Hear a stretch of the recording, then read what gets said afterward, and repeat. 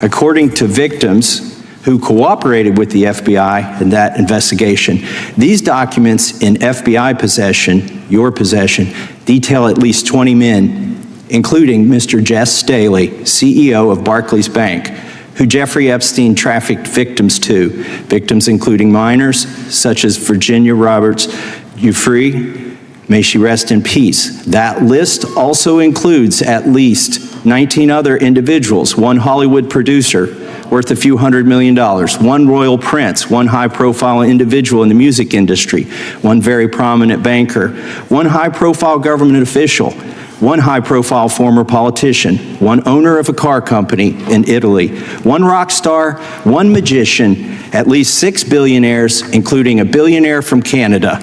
FBI Director Kash Patel floundered trying to dodge questions about Epstein associates. Why? Because protecting the powerful is more important to him than protecting victims.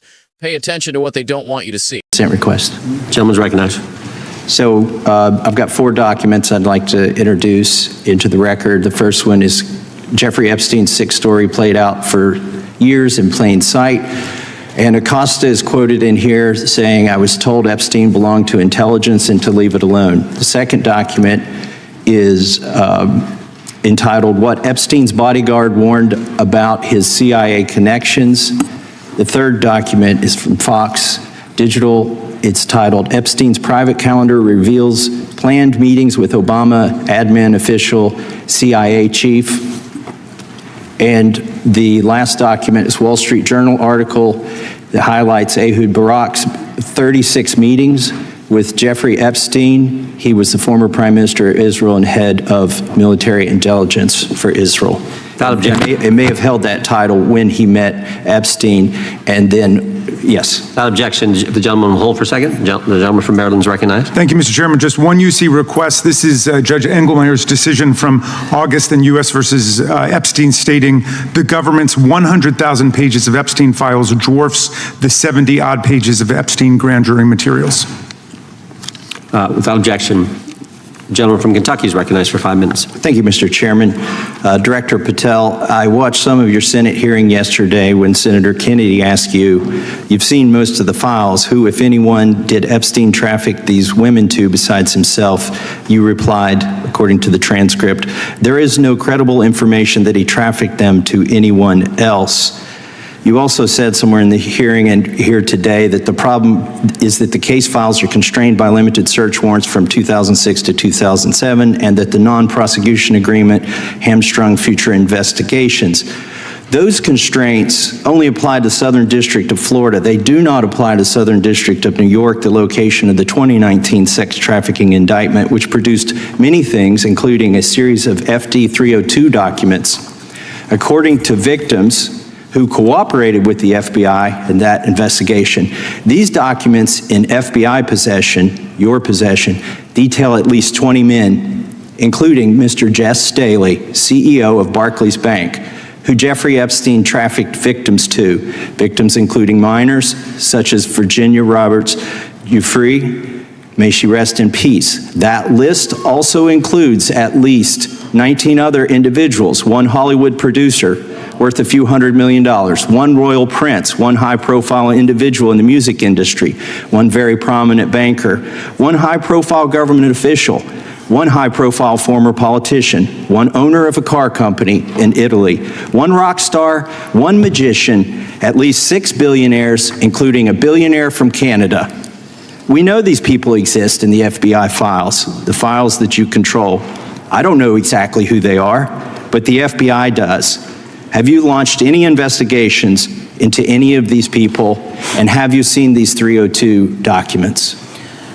Sir, I have asked my FBI agents to review the entirety of the Epstein files and bring forth any credible information, and we're working with Congress not only to divulge that information and produce it to you, but any investigations that arise from any credible investigation will be brought. There have been no new materials brought to me launching a new indictment. So is the loophole here, or is it your assertion that these victims aren't credible, that the 302s maybe didn't produce credible statements that rise to a probable cause? It's not my assertion, sir. It's the assertion of 2 different United States attorney's offices from 3 separate administrations who investigated those same materials in live time. Are the 302 documents in the FBI's possession? They reviewed all that, yes, sir. And so have you reviewed those 302 documents where the victims name the people who victimized them? If I personally know, but the FBI has. So how can you sit here and in front of the Senate and say there are no names? I said all I named one information- today. I said we are not in the practice at the Department of Justice FBI of releasing victims' names. That is not what we do. We are also not in the habit of releasing incredible information. That's not what we do. But multiple authorities have looked at the entirety of what we have. Okay, I got to move on here. Were you present when the AG had the White House event when she released the binders to social media influencers? I was, yes. So if you're willing to meet with social media influencers who stood to benefit from the sensational and sad stories of these victims, will you meet with the victims as well? The FBI will meet with anyone who has new information. Will you personally meet with them? The FBI and the professionals who are handling the cases will. Were you instructed that it was important to release the documents to the Oversight Committee on the day of my introduction of the discharge petition to release these files? I don't know what day that was, so no. Well, they were released that day, and there were victims' names who weren't redacted because they were in such a rush, and the victims are not happy about that. Have you investigated any of the CIA connections? Have you seen the CIA file on Jeffrey Epstein, and if you wanted to see it, would they show it to you? Well, I can speak for the FBI, and that's presuming there's a CIA case file, and I've reviewed everything that the interagency, not I, the FBI, that was provided to us. Would you be willing to look at the CIA file on Jeffrey Epstein? If there is such a file, and if it has not already been turned over to the FBI will look at any new investigative leads. Have you made any progress on the pipe bomb investigation January 6th, and have you made any progress on the motive of the Las Vegas shooter? As to the first, it's an ongoing investigation, and we have made progress. As to the second, sir, I'll have to get back to you. All right, thank you. I yield back. Mr. Chairman, I have a What if the very institutions sworn to protect us are shielding the powerful from accountability? That's the haunting question at the heart of a recent congressional exchange between Kentucky Representative Thomas Massie and FBI Director nominee Kash Patel. In a tense House Judiciary Committee hearing, Massie grilled Patel on Jeffrey Epstein's shadowy web of influence, exposing cracks in our justice system that demand scrutiny. As a journalist focused on America's political underbelly, I'll break this time step by step, blending the facts with the frustrations they evoke. Let's unpack what happened and why it matters. First, some quick context. Jeffrey Epstein, the convicted sex offender who died in custody in 2019, wasn't just a lone predator. His case reeks of elite protection, with ties to billionaires, politicians, and intelligence agencies. Massie, known for his no-nonsense probes, came armed with documents to challenge Patel's narrative. He introduced 4 key pieces into the record. A report quoting Epstein's former associate claiming he belonged to intelligence and should be left alone.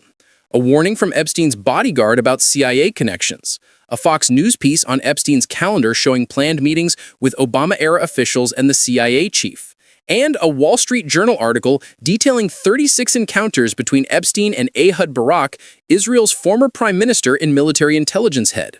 These aren't conspiracy theories. They're public records hinting at a deeper, darker network. From there, Massie pivoted to Patel's recent Senate testimony, where he claimed there's no credible information that Epstein trafficked victims to anyone else.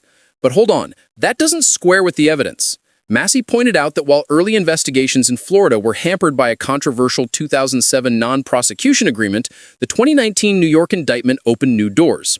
It produced FBI Form 302 documents. Those are official interview summaries from victims who named at least 20 men Epstein allegedly trafficked them to, including minors like Virginia Roberts Gouffre, who tragically passed away.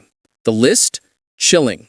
Jess Staley, former Barclays CEO, a Hollywood producer, a royal prince, a music mogul, a prominent banker, a government official, a former politician, an Italian car company owner, a rock star, a magician, and 6 billionaires, including one from Canada. These details sit in FBI files under Patel's purview. Yet, when pressed on whether he's launched investigations or even reviewed these 302s personally, Patel deflected. I've asked my agents to review, but no new indictments. He insisted multiple U.S. attorneys' offices across administrations found no probable cause, emphasizing they don't release incredible information or victims' names. But isn't that the loophole? If victims' accounts aren't deemed credible, who gets to decide, and why haven't these leads been pursued aggressively? This is where things get dramatic. Massie pushed back strongly, highlighting a sharp pivot to Epstein's intelligence ties. He referenced a White House event where Attorney General Merrick Garland released Epstein documents to social media influencers, timing that suspiciously coincided with Massie's push to declassify more files. Victims' names weren't even properly redacted, leaving them exposed and furious. Then came the bombshell. Have you investigated any of the CIA connections? Have you seen the CIA file on Jeffrey Epstein? Patel hedged, saying the FBI has reviewed interagency materials, but presuming a CIA file exists, they'd look at any new leads.